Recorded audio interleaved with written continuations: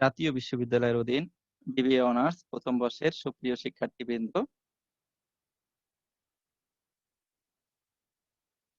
আমাদের প্রতিদিনের আয়োজনে আজকের অর্থায়নের নীতিমালা এর 11তম লেকচার। এই লেকচারটি শিরোনাম হচ্ছে মূলধন কাঠামো সিদ্ধান্ত। লেকচারটিতে সবাইকে স্বাগতম। লেকচারটি উপস্থাপন করছি আমি মোহাম্মদ মুস্তাফিজুর রহমান, প্রভাষক, হিসাব বিজ্ঞান বিভাগ, সরকারি বিএম কলেজ, বরিশাল। তোমরা এই লেকচারটি শুরু থেকে শেষ পর্যন্ত আমার সাথে থাকবে বলে প্রত্যাশা করি। লেকচারটির বিষয়বস্তু সম্পর্কে আমি আবার তোমাদেরকে জানিয়ে দিচ্ছি। এটি আমাদের প্রিন্সিপালস অফ ফিনান্স এর চ্যাপ্টার 9 এর লেকচার নাম্বার 11, মূলধন কাঠামো সিদ্ধান্ত বা ক্যাপিটাল স্ট্রাকচার ডিসিশন। তাহলে আমাদের আজকের লেকচারটি অনুষ্ঠিত হবে ক্যাপিটাল স্ট্রাকচার ডিসিশন সংক্রান্ত বিষয়ে, যেটি আমাদের পাঠ্য বইয়ের 9ম অধ্যায়ে আলোচনা করা হয়েছে। এই লেকচারটির সাথে যদি তোমরা থাকো, তাহলে তোমরা যে সমস্ত বিষয়গুলো জানতে পারবে সেগুলো হলো মূলধন কাঠামোর সংজ্ঞা, অর্থাৎ এই লেকচার শেষে তোমরা মূলধন কাঠামোকে সংজ্ঞায়িত করতে পারবে। কাম্য বা সুষম বা আদর্শ মূলধন কাঠামো নির্ধারণ করতে পারবে, অর্থাৎ কোন মূলধন কাঠামোটি কাম্য বা আদর্শ সেটি নির্ধারণ করতে পারবে। কাম্য মূলধন কাঠামোর বৈশিষ্ট্য সম্পর্কে জানতে পারবে। শেয়ার প্রতি আয় নির্ণয় করতে পারবে, একটি কোম্পানির শেয়ার প্রতি আয় নির্ধারণ করতে পারবে। ইভিআইটি এর নিরপেক্ষ বিন্দু নির্ণয় করতে পারবে এবং কাম্য মূলধন কাঠামো নির্ণয় করে সিদ্ধান্ত গ্রহণ করতে পারবে যে কোন মূলধন কাঠামোটি আদর্শ এবং কোনটি গ্রহণ করা উচিত। তাহলে আমি আশা রাখি যে তোমরা বিষয়গুলো প্রথম থেকে শেষ পর্যন্ত আমার সাথে থেকে বিষয়গুলো সম্পর্কে ধারণা নেওয়ার চেষ্টা করবে এবং এর পরেও যদি তোমাদের আরো বেশি জানার থাকে তাহলে বই থেকে বিষয়টিকে আরো বেশি করে জানতে পারবে। আবার এছাড়া অন্য কোনো প্রশ্ন থাকলে সেগুলো এই লেকচারটি যখন ডাউনলোড করা হবে, আপলোড করা হবে আমাদের ন্যাশনাল ইউনিভার্সিটির সাইটে, সেখান থেকে তোমরা কমেন্টের মাধ্যমে প্রশ্ন করতে পারবে।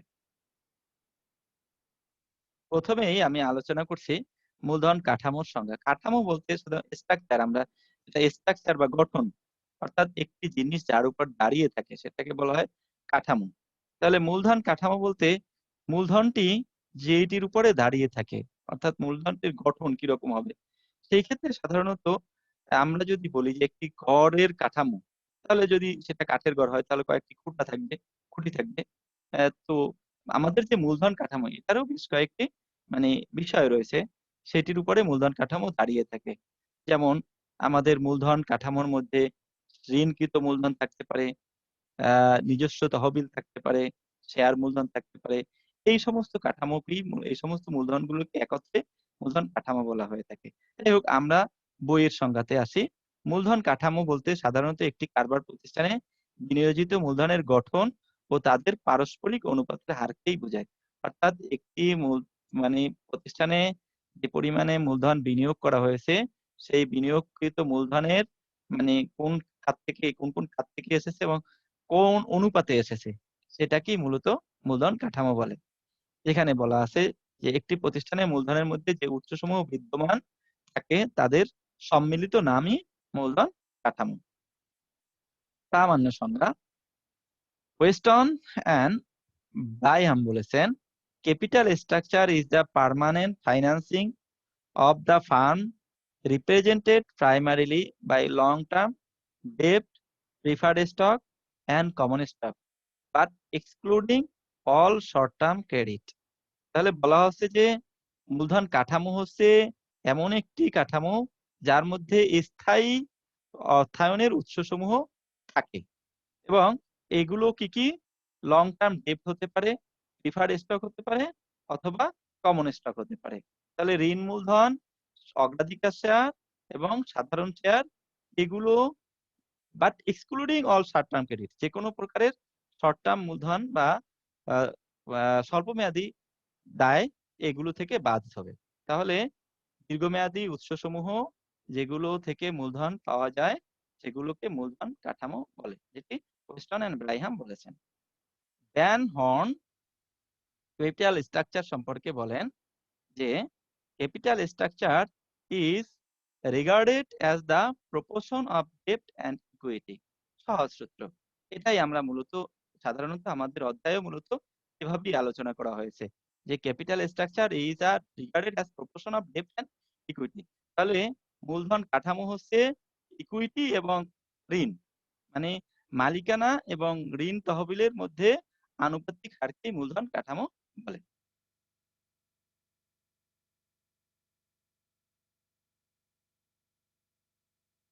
এবারে আমরা আসি কাম্য বা সুষম বা আদর্শ মূলধন কাঠামো বলতে কি বোঝা যায়? যে মূলধন কাঠামোটি আদর্শ হবে সেটি একটা নির্দিষ্ট ভিত্তির ভিত্তিতে হবে। তাহলে সেই ভিত্তিটা কি? ভিত্তি হচ্ছে ২ টি। একটি হচ্ছে মূলধন ব্যয় কম, আর যে মূলধন কাঠামো ব্যবহার করলে শেয়ারের বাজার মূল্য সর্বাধিক হয়। তাহলে ২ টি বিষয়ে আমরা আ উপরে ভিত্তি করে আদর্শ বা কাম্য মূলধন কাঠামো নির্ধারণ করতে পারি। তার একটি হলো মূলধন ব্যয় সবচেয়ে কম হবে আর শেয়ারের বাজার মূল্য সর্বাধিক হবে। এই ২ টা বিষয় যদি একটি মূলধন কাঠামো আ পরিপূর্ণ করতে পারে তাহলে সেটিকে আমরা বলব কাম্য বা সুষম বা আদর্শ মূলধন কাঠামো। সংজ্ঞায়িত করি আমরা, যে মূলধন কাঠামোতে মূলধন ব্যয় সবচেয়ে কম এবং যেটি ব্যবহারের মাধ্যমে শেয়ারের বাজার মূল্য সর্বাধিক হয় তাকেই কাম্য মূলধন কাঠামো বলা হয়। প্রামাণ্য সংজ্ঞা খান অ্যান্ড জেইন বলেন, "The optimum capital structure may be defined as the capital structure or combination of debt and equity that leads to the maximum value of the firm." অর্থাৎ কাম্য মূলধন কাঠামো বলতে ওই ধরনের কাঠামোকে বোঝাবে যে কাঠামোর মধ্যে ডেপ্ট এবং ইকুইটির এমন একটা রেশিও বা অনুপাত থাকবে যেটি ব্যবসায়টির মূল্যকে, ফার্মের মূল্যকে সর্বাধিক করবে। তাহলে ফার্মের মূল্য সর্বাধিক করা মানে শেয়ারের বাজার মূল্য বৃদ্ধি করা। এখানে মানে মূলধন কাঠামো, কাম্য মূলধন কাঠামোর যে ২ টি বৈশিষ্ট্য রয়েছে ২ টির একটি এখানে আলোচনা করা হয়েছে যে মূল্য সর্বাধিক হবে। আরেকটি হচ্ছে মূলধন ব্যয় সবচেয়ে কম হবে। এবারে তাহলে আমরা আলোচনা করছি কাম্য মূলধন কাঠামোর বৈশিষ্ট্য। অর্থাৎ একটি মূলধন কাঠামো যদি অপটিমাম হয় বা সুন্দর হতে চায়, যে মূলধন কাঠামোটি গ্রহণ করা যায়, সেই কাঠামোটি কি রকম হওয়া উচিত? অর্থাৎ তার কি বৈশিষ্ট্য থাকা উচিত? সেটি আমরা আলোচনা করছি। Features of optimum capital structure. তো যে অ্যা মূলধন কাঠামোটি মুনাফা অর্জন ক্ষমতা বেশি, অর্থাৎ মুনাফা অর্জন ক্ষমতা যে মূলধন কাঠামোতে বেশি হবে সেটি মানে মুনাফা অর্জন ক্ষমতাও মূলধন কাঠামোর একটি বৈশিষ্ট্য। অর্থাৎ মূলধন কাঠামোতে যে মূলধন কাঠামোর মুনাফা অর্জন ক্ষমতা বেশি সেই মূলধন কাঠামোটি ভালো হবে। সচ্ছলতা এটি হচ্ছে মূলধন কাঠামোর একটি বৈশিষ্ট্য। অর্থাৎ কাম্য মূলধন কাঠামোর। অর্থাৎ যে মূলধন কাঠামোটি কাম্য হবে, ভালো হবে সেই মূলধন কাঠামোটি অবশ্যই সচ্ছল হতে হবে, সলভেন্স হতে হবে। অর্থাৎ এই মূলধন কাঠামোতে যেন এমন না হয় যে ঋণ ঋণের পরিমাণ এমন পরিমাণে বেড়ে যায় যে কারণে প্রতিষ্ঠানটির নিজস্ব সচ্ছলতা হারায়, অর্থাৎ ঋণ পরিশোধ ক্ষমতা হারায়, এরকম হলে চলবে না। এটি সচ্ছল হতে হবে। নমনীয় হতে হবে কাম্য মূলধন কাঠামো। কারণ মূলধন কাঠামো যদি নমনীয় না হয় তাহলে যদি প্রয়োজন হয় সেক্ষেত্রে ঋণ বাড়িয়ে আ যেন ইকুইটি কমানো যায় অথবা ইকুইটি বাড়িয়ে ঋণ কমানো যায়। এরকম হতে হবে। না হলে একসময় দেখা যাবে যে প্রয়োজনীয়তার তুলনায় ঋণ বেশি হয়ে যেতে পারে অথবা প্রয়োজনের তুলনায় ইকুইটি বেশি হয়ে যেতে পারে। সেক্ষেত্রে যাতে যেকোনো সময়ে মূলধনের কাঠামোটা পরিবর্তন করে মূলধনের ইকুইটি রেশিওটা পরিবর্তন করা যায় সেরকম ফ্লেক্সিবল থাকতে হবে একটি কাম্য মূলধন কাঠামোতে। রক্ষণশীলতা বা কনজারভেটিজম একটি কাম্য মূলধন কাঠামোর অন্যতম বৈশিষ্ট্য। অর্থাৎ কাম্য মূলধন কাঠামোটি যেন এমন না হয় যে এটিকে মানে আ সচরাচরই ভেঙে ফেলা যায়, সেরকম না। এটিতে একটি নির্দিষ্ট নিয়ম অনুসরণ করতে হবে এবং সেই নির্দিষ্ট নিয়মটা যেন সহজে না ভাঙা যায়। যদিও নমনীয়, কিন্তু একটি নির্দিষ্ট পরিমাণে রক্ষণশীলতা বজায় রাখতে হবে। নিয়ন্ত্রণ। কাম্য মূলধন কাঠামোর অন্যতম একটি বৈশিষ্ট্য হচ্ছে নিয়ন্ত্রণ। অর্থাৎ এই মূলধন কাঠামোটি যেন ব্যবসায়ের উপরে সম্পূর্ণ নিয়ন্ত্রণ থাকে। অথবা এই কাঠামোটির উপরে যেন ব্যক্তির নিয়ন্ত্রণ থাকে, প্রতিষ্ঠানের পরিচালকের নিয়ন্ত্রণ থাকে। তাহলে সেটি কাম্য মূলধন কাঠামো হিসাবে বিবেচনা করা যাবে। এবারে আমরা এই অধ্যায়ে কাম্য মূলধন কাঠামো যদি আমরা নির্ধারণ করতে চাই, সেক্ষেত্রে আমাদের সাধারণত প্রতিষ্ঠানের শেয়ার প্রতি আয় নির্ণয় করার প্রয়োজন হয়। কারণ যদি যে প্রতিষ্ঠানের যে আমরা আগেই বলেছি যে শেয়ার প্রতি আয় বৃদ্ধি করে এবং শেয়ারের মূল্য বৃদ্ধি করে, সেটি হচ্ছে কাম্য মূলধন কাঠামো। তো শেয়ার প্রতি আয় নির্ধারণ করার জন্য যদি আমরা আয় নির্ণয় করি, তার আগে আমাদের শেয়ার প্রতি আয়ের একটি সংজ্ঞা জানা দরকার। শেয়ার মালিকদের জন্য বন্টনযোগ্য আয়কে মোট শেয়ার দিয়ে ভাগ করলে প্রতি শেয়ারের জন্য যে আয় পাওয়া যায় তাকে শেয়ার প্রতি আয় বা ইপিএস বলে। অর্থাৎ আমরা ব্যবসায়ের যে আয় হয়ে থাকে সে আয়টা পুরোটা বন্টন করি না অনেক সময়। তাহলে যে বন্টনযোগ্য আয়কে মোট শেয়ার দিয়ে, অর্থাৎ কোম্পানির মোট শেয়ার দিয়ে ভাগ করলে যে আয় পাওয়া যাবে সেটা কি বলা হবে? শেয়ার প্রতি আয়। আর শেয়ার প্রতি আয় নির্ণয়ের জন্য আমাদের একটি পদ্ধতি রয়েছে বা ক্যালকুলেশনের জন্য এই টেবিলটি আমরা অনুসরণ করতে পারি। সেটি হলো, আমাদের যদি আয় দেয়া থাকে earning up before interest and tax, সেটা যদি দেয়া থাকে সেটাকে থেকে আমাদের প্রথমেই ইন্টারেস্ট বাদ দিতে হবে। তাহলে বুঝতে হবে যে আয়ের প্রথম অধিকারী হচ্ছে, প্রথম যে আয় থেকে প্রথম যে ভাগ পায় তিনি হচ্ছেন ঋণদাতা। তাহলে ঋণদাতাকে সর্বপ্রথমে আয় থেকে বন্টন করে দিতে হয়। এরপরে দ্বিতীয় প্রাপ্ত মালিক হচ্ছে ট্যাক্স গ্রহীতা, অর্থাৎ সরকার। তাহলে প্রথমে ইবিআইটি থেকে ইন্টারেস্ট বাদ দিব, তাহলে পাবো আমরা ইবিটি। আর ইবিটি থেকে যদি আমরা ট্যাক্স বাদ দেই তাহলে পাবো EAT, earning after tax. EBIT, earning before interest and tax. এটা থেকে যদি আমরা আই বাদ দেই, ইন্টারেস্ট বাদ দেই, তাহলে তা পাবে ইবিটি, আর্নিং বিফোর ট্যাক্স। আর আর্নিং বিফোর ট্যাক্স থেকে যদি আমরা ট্যাক্স বাদ দেই তাহলে পাবো earning after tax. Earning after tax থেকে, যেহেতু আমাদের আর্নিং আফটার ট্যাক্সই হচ্ছে নিট আয়, এই নিট আয় বন্টন করার ক্ষেত্রে প্রথমেই আমরা প্রিফার্ড অর্থাৎ অগ্রাধিকার শেয়ার যারা রয়েছে তাদেরকে প্রথমে টাকা বন্টন করে দিতে হবে। কারণ ইএটি আমরা যদি এরকম ধরি, স্বাভাবিকভাবে ইএটি খাও। তো খাবার সময় যারা অগ্রাধিকার তারা প্রথমে গ্রহণ করবে। সেই হিসেবে এই আমাদের তো ২ ধরনের শেয়ার রয়েছে। একটা প্রিফার্ড শেয়ার, একটা আ কমন শেয়ার। কমন শেয়াররা সাধারণ, সুতরাং সাধারণরা পরে খাবে। আর যারা অগ্রাধিকার তারা প্রথমে নিবে। সেজন্য ইএটি থেকে প্রথমে পিটি বাদ দিব। বাদ দিলে আমরা যেটা পাবো সেটা হচ্ছে ইএসিএস। এর ইলাবোরেশন হচ্ছে earning available for common stock. তাহলে কমন স্টকদের জন্য আর্নিং অ্যাভেইলেবল যেটা থাকবে সেটাকে টোটাল কমন স্টক দিয়ে, নাম্বার অফ শেয়ার দিয়ে যদি আমরা ভাগ করি তাহলে পাবো ইপিএস বা আর্নিং পার শেয়ার। বিষয়টিকে আমরা উদাহরণের মাধ্যমে উপস্থাপন করছি।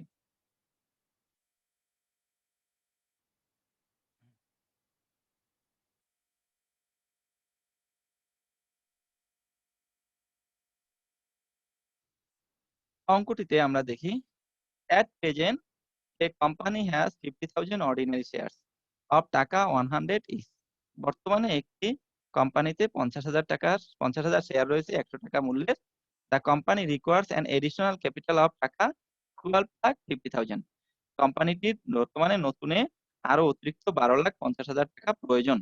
In order to acquire the additional capital, the company has been considering the following 3 alternatives.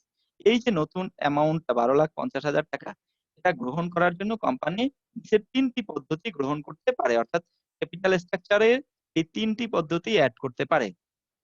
বর্তমান ক্যাপিটাল স্ট্রাকচারে শুধু অর্ডিনারি শেয়ার আছে, আর কিছুই নেই। অর্থাৎ বর্তমান কাঠামোতে শুধু অর্ডিনারি শেয়ার আছে। আর এই কাঠামোতেই এখন পরিবর্তন করে নতুনে 12,50,000 টাকা যুক্ত করতে পারে কি কি পদ্ধতিতে? একটি হচ্ছে issue 12,500 ordinary share. Ordinary share issue করে এই টাকাটা গ্রহণ করা যেতে পারে 12,50,000 টাকা, অথবা 12,50,000 বড় টাকা 12,50,000 at 10% ইন্টারেস্ট, 10% সুদে 12,50,000 টাকা নেওয়া যেতে পারে ডেপ্ট এর মূলধন অথবা এটা নেওয়া যেতে পারে issue of 12,500 at 10% preference shares of টাকা 100, অর্থাৎ 12,500 অগ্রাধিকার শেয়ার ইস্যু করে এই টাকাটা গ্রহণ করা যেতে পারে। তাহলে ৩ ভাবে এই টাকাটা গ্রহণ করা যেতে পারে। If the earning before interest and tax EBIT of the company is টাকা 7,50,000, যদি 7,50,000 টাকা হয়, so the effect of these three alternatives on earning per share EPS এর উপরে এর প্রভাব দেখাও assuming tax rate 40%। তাহলে এই ক্ষেত্রে প্রত্যেকটা এই ৩ টা ক্ষেত্রেই EPS কি হবে সেটা নির্ণয় করে দেখাও এবং সেই ক্ষেত্রে আ এই ৩ টা অল্টারনেটিভ এর কোনটায় কত EPS হবে সেটা নির্ণয় করে দেখাও। এখন আমরা জানি যে EPS বাহির করার জন্য ১ম এ ইন্টারেস্ট প্রয়োজন, ট্যাক্স প্রয়োজন, প্রিফারড ডিভিডেন্ড প্রয়োজন, নম্বর অফ শেয়ার প্রয়োজন। ট্যাক্সটা আমরা সহজে নির্ধারণ করতে পারি কিভাবে? ইবিটি থেকে সরাসরি পার্সেন্টেজ এর মাধ্যমে ট্যাক্স নির্ধারণ করা সম্ভব। তাহলে আমাদের এই ট্যাক্সটা যেহেতু ইবিটি থেকে নির্ধারণ করা সম্ভব, সেজন্য আমাদের ট্যাক্সটা ক্যালকুলেশন করার প্রয়োজন নেই। তাহলে আমাদের ক্যালকুলেশন করার প্রয়োজন কি আছে? যেহেতু ইন্টারেস্ট এটি আমাদের ক্যালকুলেশন করতে হবে, প্রিফারড ডিভিডেন্ড ক্যালকুলেশন করতে হবে, নাম্বার অফ শেয়ার ক্যালকুলেশন করতে হবে। যদি এই ৩ টা বিষয় আমরা পাই তাহলে সহজেই আমরা ইপিএস নির্ধারণ করতে পারব। সেইজন্য আমরা ১ম এই ৩ টা অল্টারনেটিভলি ইন্টারেস্ট এবং পিডি এবং নাম্বার অফ শেয়ার নির্ধারণ করি। ১ম ক্যালকুলেশনটি হবে তাহলে ইন্টারেস্টের।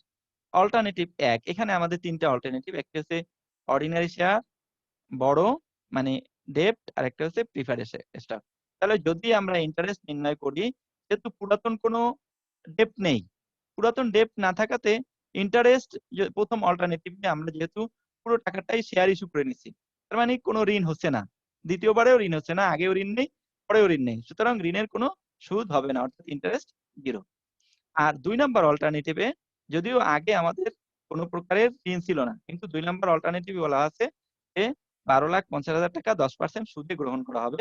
তাহলে এই ১২,৫০,০০০ টাকার জন্য নির্ধারিত সুদ হবে। এবং সেটা কত হবে? ১২,৫০,০০০ এর ১০% অর্থাৎ ১,২৫,০০০ টাকা। ৩ নাম্বার অল্টারনেটিভে আমাদের বলা আছে আগে যেহেতু কোন ঋণ নেই, নতুন প্রিফারেন্স শেয়ার ইস্যু করা হবে ১২,৫০,০০০ টাকার জন্য ১২,৫০০ শেয়ার এবং সেক্ষেত্রে 10% করে ডিভিডেন্ড দেওয়া হবে। তাহলে এক্ষেত্রেও কোনো ঋণ নতুনে সংযুক্ত হয়নি। আগে অর্ডিনারি শেয়ার, নতুনে প্রিফারেন্স শেয়ার। তাহলে ঋণ সংযুক্ত না হওয়াতে এক্ষেত্রেও ইন্টারেস্ট 0। আমি আশা করি তোমরা ইন্টারেস্টের ক্যালকুলেশনটা বুঝতে পেরেছ। দ্বিতীয় ক্যালকুলেশন আমাদের এই অঙ্কের নিয়ম অনুযায়ী ১ম ইন্টারেস্ট আমরা বের করলাম। ট্যাক্সটা ইবিটি থেকে বের করা যাবে। পিডি আমাদের তাহলে দ্বিতীয় ক্যালকুলেশন। এখন পিডি মানে প্রিফারড ডিভিডেন্ড, এটা আমাদেরকে বের করতে হবে। Calculation of PD. অল্টারনেটিভ ১, এখানে আমরা দেখি ১ম যে ছিল সেটা ছিল অর্ডিনারি শেয়ার, দ্বিতীয় হচ্ছে অর্ডিনারি শেয়ার। তাহলে এখানে কোনো প্রিফারড ডিভিডেন্ড নেই। প্রিফারড শেয়ার নেই। তার কারণে প্রিফারড ডিভিডেন্ডও হবে না।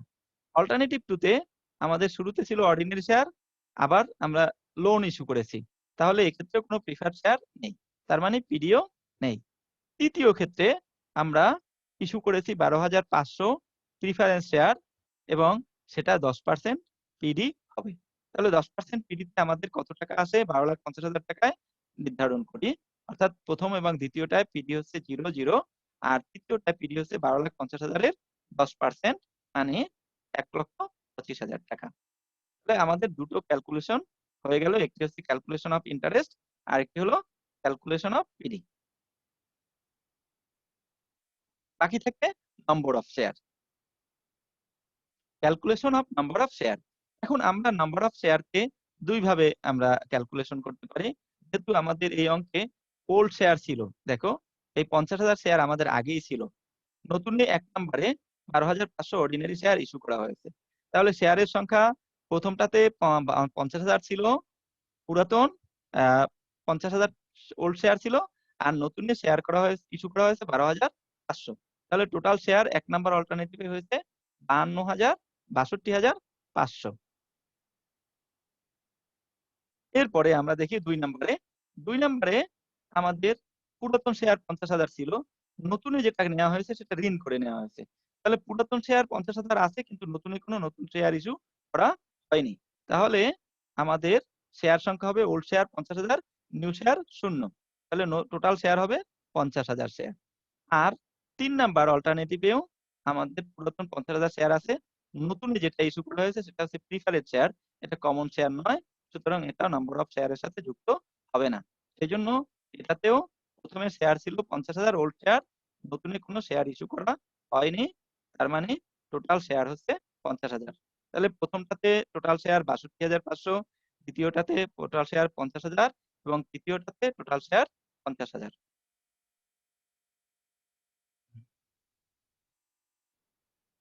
তাহলে এখন আমাদের যতগুলো ক্যালকুলেশন ছিল সবগুলো ক্যালকুলেশন বের করা হয়েছে। আমরা যদি এখন এই ছকে প্রত্যেকটা মান বসিয়ে দেই তাহলে ইপিএস নির্ধারণ করা যাবে।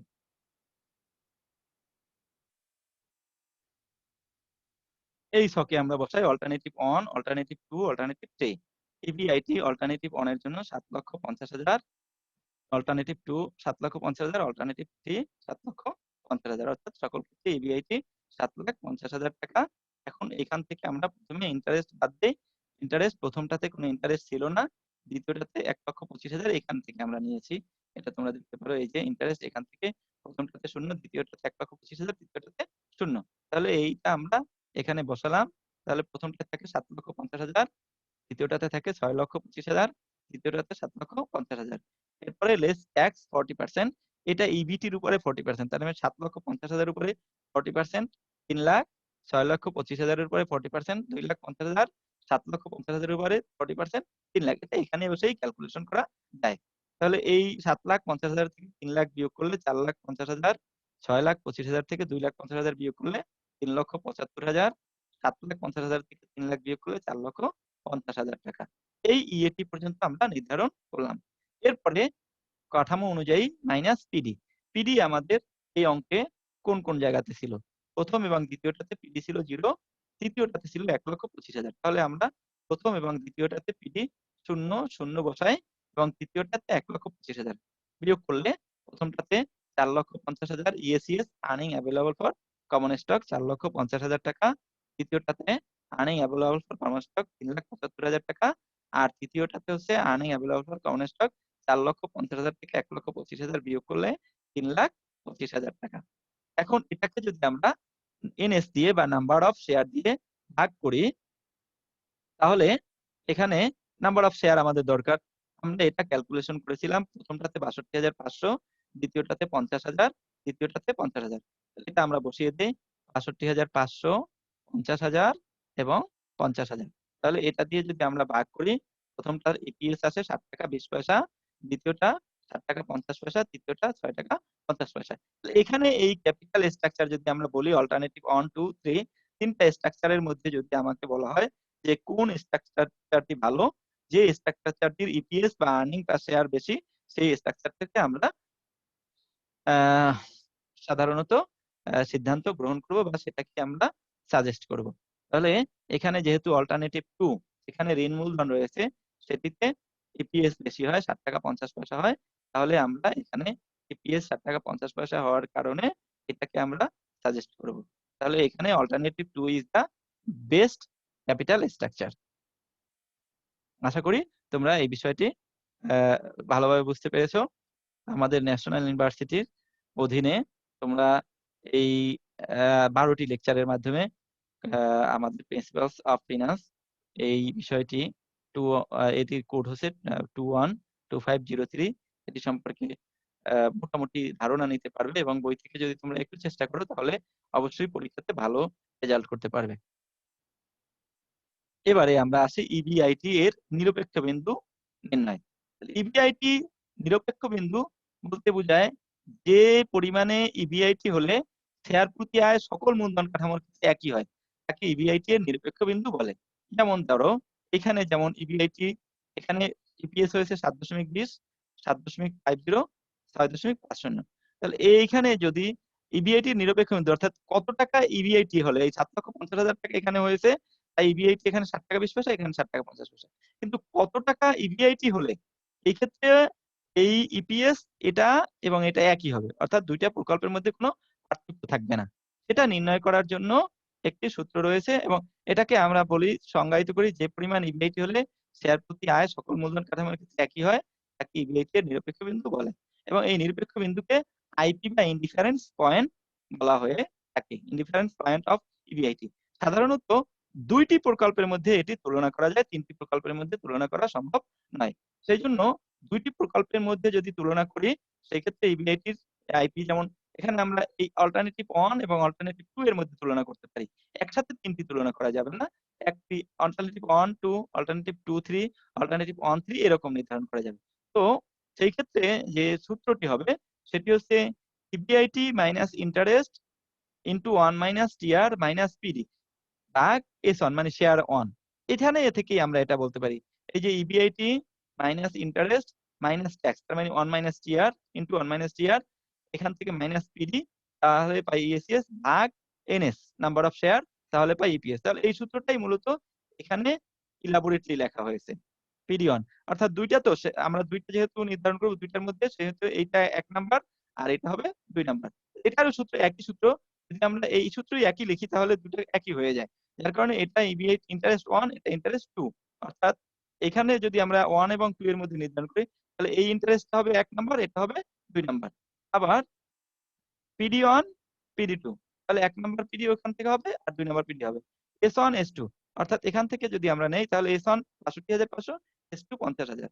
এখন আমরা এই অঙ্কটিরই অর্থাৎ ১ নাম্বার এবং ২ নাম্বার অল্টারনেটিভ এর মধ্যে ইবিআইটির আ নিরপেক্ষ বিন্দু নির্ণয় করি। অর্থাৎ কত টাকা ইবিআইটি হলে এই ইপিএসটা এখানেও যা হবে, এখানেও তা হবে। সেক্ষেত্রে আমরা এই সূত্রে মানগুলো বসিয়ে দিই। ১ম টা ইবিআইটি তো আমাদের নির্ধারণ করতে হবে। সুতরাং ইবিআইটির মান আমরা বসাতে পারব না। ইন্টারেস্ট ১ম টাতে ইন্টারেস্ট ছিল 0 এখানে তোমরা দেখে নিতে পারো ১ম টা ইন্টারেস্ট ছিল 0 আর দ্বিতীয়টা ইন্টারেস্ট ছিল ১,২৫,০০০ তাহলে ইন্টারেস্ট 2 হচ্ছে ১,২৫,০০০ ইবিআইটি আমরা বের করব সেজন্য এটা বসাইনি। আর 1 মাইনাস টিআর অর্থাৎ হচ্ছে 1 মাইনাস 0.40 আর এখানে 1 মাইনাস 0.40 মাইনাস পিডি হচ্ছে 0 তাহলে এই 0 এখানে 0 বাদ দিলে আমরা অবশ্য এই পাশে আর এই পাশে কেটে সরাসরি অঙ্কটা করতে পারি আরো ছোট ইকুয়েশনে। আমি একটু বোঝানোর জন্য এটাকে একটু বড় করেছি। তাহলে 1 মাইনাস 0.40 সমান হচ্ছে 0.6 আর এখানে 1 মাইনাস 0.40 তার মানে 0.6 0.6 আর 0.60 এক কথাই। ইবিআইটি মাইনাস 1 to 5 1,25,000 এটার সাথে এটা গুণ। এখানেও আমরা উপরে, উপরে কাটতে পারতাম। তাহলে আরো ছোট হতো অঙ্কটা। করিনি। এইটাকে আমরা ছোট করেছি আমি করেছি। সেটা হচ্ছে 0, 0 কেটেছি, এখানে 0, 0 কেটেছি। 25 দিয়ে ভাগ করলে এটা হয় 5 আর 25 দিয়ে না এটাকে 25 125 দিয়ে যদি ভাগ করি তাহলে এটা হয় 5 আর 500 কে 125 দিয়ে ভাগ করলে 4 হয়। কেটে ছোট করে নিয়েছি। আর এই 0.6 দিয়ে ইবিআইটি কে গুণ করলে হয় 0.6 ইবিআইটি আর এই এইটাকে যদি আমরা 0.6 দিয়ে গুণ করি তাহলে 0.6 ইবিআইটি মাইনাস এটা দিয়ে এটা গুণ করলে ৭৫,০০০। অবশ্যই এটাকে আমরা এই 0.6 এই 0.6 কেটে নিলে তাহলে এখানে হয়তো ইবিআইটি আর এইটা দিয়ে আমরা তখন সরাসরি এটাকে গুণ করতে পারতাম। অর্থাৎ EBIT into 4 EBI into 4 into 5 আরো সহজ হতো অঙ্কটা। তোমরা এটাকে ইকুয়েশনটাকে আরো ছোট করে করতে পারো। তাহলে এখন আমরা দেখি এটাকে যদি আমরা আর গুণন করি তাহলে এইটা দিয়ে ১ম এ আর গুণন করলাম ৫ দিয়ে 0.6 ইবিআইটি তাহলে হয় 3 ইবিআইটি মাইনাস 5 দিয়ে ৭৫,০০০ রে গুণ করি তাহলে হয় ৩,৭৫,০০০ তাহলে 0.3 ইবিআইটি মাইনাস ৩,৭৫,০০০ ইকুয়াল টু এইটা দিয়ে এটাকে গুণ করলে 2.4 ইবিআইটি। এখন এইটাকে যদি আমরা এই পাশে নিয়ে যাই আর এটাকে এই পাশে আনি তাহলে এই বিয়োগটা এই পাশে আসলে যোগ হয়ে যাবে, এই যোগটা এই পাশে গেলে বিয়োগ হবে। 3 ইবিআইটি মাইনাস 2.4 ইবিআইটি সমান 0.60 ইবিআইটি ইকুয়াল টু ৩,৭৫,০০০ টাকা। তাহলে ইবিআইটি হবে ৩,৭৫,০০০ ভাগ 0.60 তার মানে ৬,২৫,০০০ টাকা। এটা হচ্ছে ইবিআইটির ইন্ডিফারেন্ট পয়েন্ট। অর্থাৎ ৬,২৫,০০০ টাকা যদি আমাদের এখানে যদি ৬,২৫,০০০ টাকা ইবিআইটি হয় সেই ক্ষেত্রে ইপিএস এখানে দুটোতেই সমান হবে। এটাতেও যা হবে, এটাতেও তা হবে। বিষয়টিকে আমরা একটু প্রুভ করে দেখি। এই যে proof of EBIT of EPS alternative ১ এবং ২ এ আমি এই মানগুলো বসিয়ে দেখি। ইবিআইটি ১ নম্বরে ৬,২৫,০০০ টাকা, ২ নম্বরে ৬,২৫,০০০ টাকা। ইন্টারেস্ট ১ম টাতে ছিল না, দ্বিতীয়টাতে ১,২৫,০০০ টাকা। তাহলে ইবিটি হয় এখানে ৬,২৫,০০০ টাকা আর এখানে ৫,০০,০০০। এবারে ট্যাক্স বাদ দিই 40% ৬,২৫,০০০ এর 40% হচ্ছে ৩,৫০,০০০ টাকা। আর এই সরি এটা ৩,৫০,০০০ হবে না। এটি হবে ২,৫০,০০০ টাকা। আর ৫,০০,০০০ এর 40% হচ্ছে ২,০০,০০০। তাহলে এটা ২,৫০,০০০ যদি আমরা ৬,২৫,০০০ থেকে ২,৫০,০০০ টাকা বাদ দিই তাহলে থাকে ৩,৫০,০০০ ৭৫,০০০ টাকা। আর এখানে ৫ লাখ থেকে ২ লাখ বাদ দিলে থাকে ৩ লাখ টাকা। এখন এই ১ নাম্বার এবং ২ নাম্বার অল্টারনেটিভ কোনটাতেই পিডি ছিল না। তাহলে শূন্য দিলাম। তাহলে ইএসইএস হচ্ছে ১ নাম্বারে ৩,৭৫,০০০ আর ২ নাম্বারে হচ্ছে ৩,০০,০০০ টাকা। এখন নাম্বার অফ শেয়ার ছিল ১ নাম্বারে ৬২,৫০০ আর ২ নাম্বারে ছিল ৫০,০০০। এখন এটা যদি আমরা ভাগ দেই তাহলে ইপিএস হয় এখানে ৳৬ আর এখানেও ইপিএস হয় ৳৬। তার মানে আমাদের ইনডিফারেন্ট পয়েন্ট অফ ইপিআইটি ৬,২৫,০০০ হওয়ার কারণেই ইপিএস দুটোতেই সমান হয়েছে। আশা করি তোমরা বিষয়টি অনুধাবন করতে পেরেছো এবং বুঝতে পেরেছো।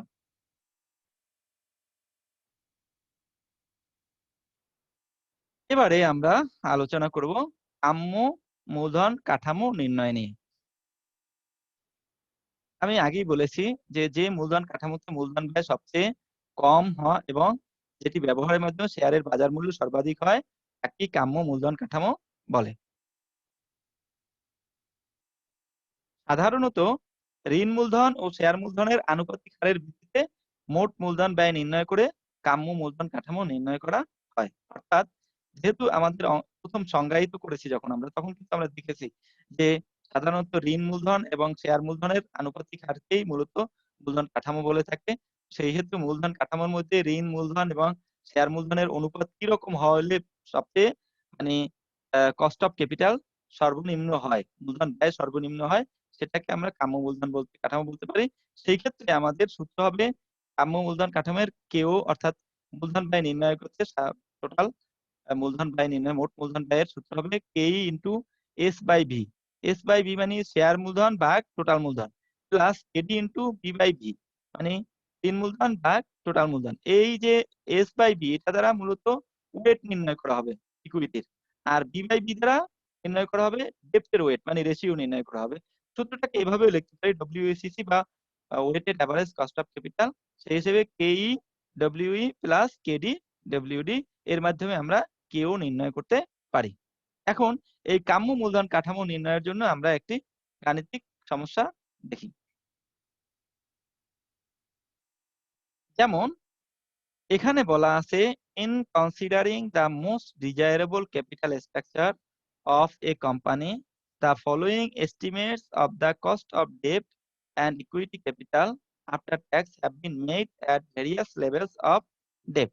বিভিন্ন লেভেল ডেপ্টের লেভেল দেওয়া রয়েছে যে এর মধ্যে তুমি নির্ধারণ করো determine the optimum capital structure এর মধ্যে কোনটি অপটিমাম ক্যাপিটাল স্ট্রাকচার সেটি নির্ধারণ করো। তাহলে এখানে দেখি আমরা যে এখানে যে আমাদের এইভাবেই ক্যালকুলেশন করতে হবে ওয়েট সেরকম না, ওয়েটটা আমাদের দেয়া আছে অঙ্কে। কারণ এখানে ঋণের শতকরা হার দেয়া আছে। যেহেতু ঋণের শতকরা হার দেয়া আছে তাহলে আমরা বাকি একটি মূলধন রয়েছে সেটা হচ্ছে ইকুইটি ক্যাপিটাল। তাহলে আমরা শতকরা ১০০ থেকে যদি ঋণের পরিমাণটা বাদ দিই তাহলে আমরা ইকুইটির পরিমাণটা পাবো। সেইজন্য এখানে আর আমাদের ওইভাবে ক্যালকুলেশন করার প্রয়োজন হবে না। তো সেই ক্ষেত্রে আমাদের যে ওভারঅল কস্ট অফ ক্যাপিটাল নির্ণয় করতে হবে সেক্ষেত্রে KE into WA plus KD into WD. এখন এটাকে তাহলে আমাদের কি দরকার? কেই দরকার। এখানে কেই কস্ট অফ ইকুইটি আমাদের দেয়া আছে 12% 12% 12% এরকম। আর কস্ট অফ ডেপ্ট কেডি দেয়া আছে। ওয়েট অফ ডেপ্ট মানে ডব্লিউডি দেয়া আছে কিন্তু ডব্লিউই দেয়া নেই। তাহলে ডব্লিউই বের করতে হবে যেহেতু এটা পার্সেন্টেজ আকারে আছে ১০০ থেকে বাদ দিলে আমরা ডব্লিউই পাবো। দেখি আমরা একটু অঙ্কটা কিভাবে করা যায়।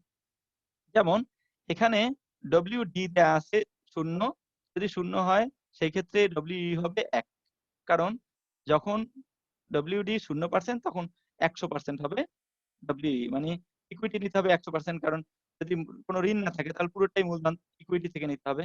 আবার যখন ১০% আমরা নেব ডেপ্ট তাহলে 0.10 সেক্ষেত্রে 90% হবে ইকুইটি।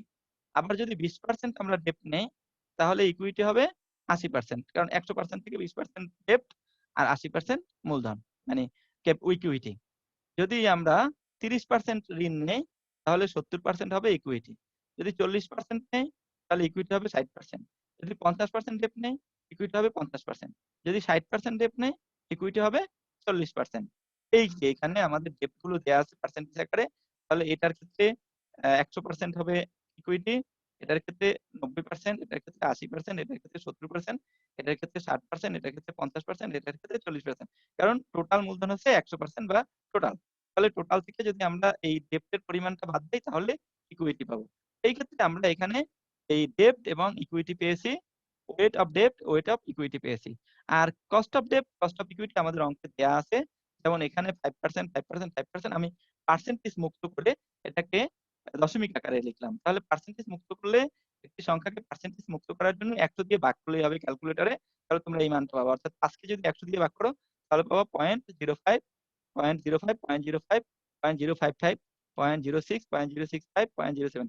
এখানে যেগুলো ছিল 5%, 5%, 5.5%, 6.0%, 6.5%, 7.0%, এগুলোকে আমরা ১০০ দিয়ে ভাগ করে এটাকে পয়েন্ট আকারে লিখলাম।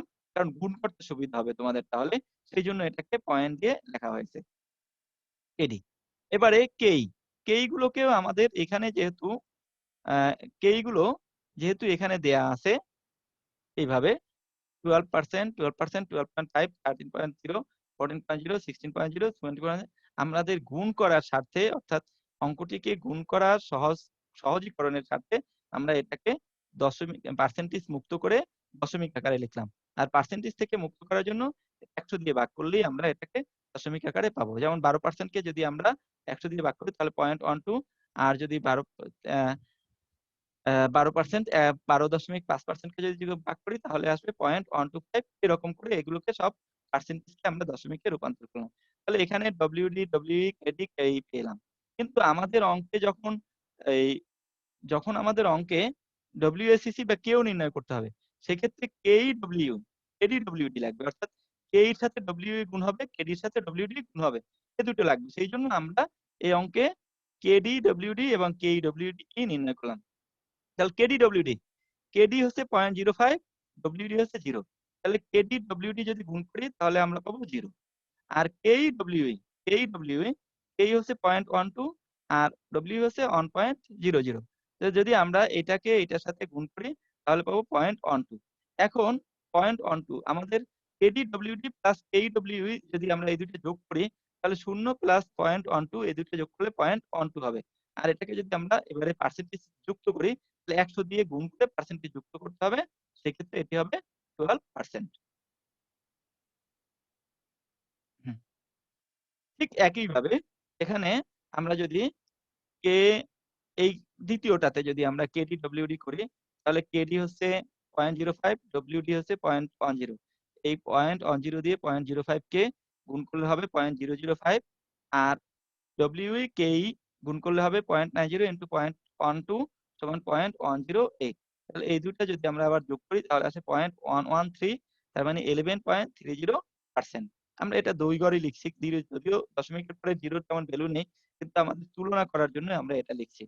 এভাবে করে আমরা যদি প্রত্যেকটাই নির্ণয় করি তাহলে এখানে কেউ আসে ৩ নাম্বার অল্টারনেটিভ এ 11%, ৪ নাম্বার অল্টারনেটিভ এ 10.75%, ৫ নাম্বার অল্টারনেটিভ এ 10.80%, ৬ নাম্বার অল্টারনেটিভ 11.25%, ৭ নাম্বারে 12.20%। অর্থাৎ এই KD, WE, KEWE এগুলো যোগ করলে পরে এই শতকরা হারটা আসবে।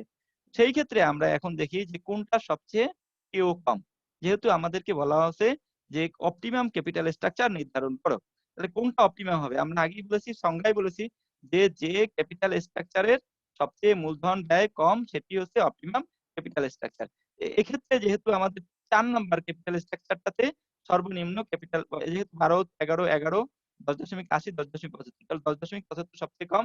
তাহলে এই ক্যাপিটাল স্ট্রাকচারটা হচ্ছে কাম্য মূলধন কাঠামো। তাহলে অপটিমাম ক্যাপিটাল স্ট্রাকচার হচ্ছে এখানে তাহলে এই ক্যাপিটাল স্ট্রাকচারে ঋ ঋণ এবং ইকুইটির হার কত? এখানে ঋণের হার 30% আর ইকুইটির হার 70%। তাহলে আমরা বলতে পারি 30% debt and 70% equity is the optimum capital structure because the Q of this capital structure is the lowest. আমি আশা করি যে তোমরা এই বিষয়টিও সুন্দরভাবে বুঝতে পেরেছ এবং এই বিষয়ে আরো যদি তোমরা জানতে চাও তাহলে এই বইগুলো অনুসরণ করতে পারো এবং তোমরা এই বইগুলো যদি অনুসরণ করো তাহলে এই বিষয়ে আরো বেশি জানতে পারবে। বইয়ে আরো অনেক গাণিতিক সমস্যা দেয়া আছে। তোমরা সেগুলো সমাধান করার চেষ্টা করবে এবং আ এই লেকচারটিকে বারবার দেখে অঙ্কগুলোকে আমাদের যে এই অধ্যায় সংশ্লিষ্ট অঙ্কগুলোকে সমাধান করার চেষ্টা করবে এবং তোমরা আ ভালোভাবে পরীক্ষার জন্য প্রস্তুতি নিতে পারবে। এই প্রত্যাশাই করছি। আজকের মতো এখানেই শেষ করছি। সবাই ভালো থেকো। আল্লাহ হাফেজ।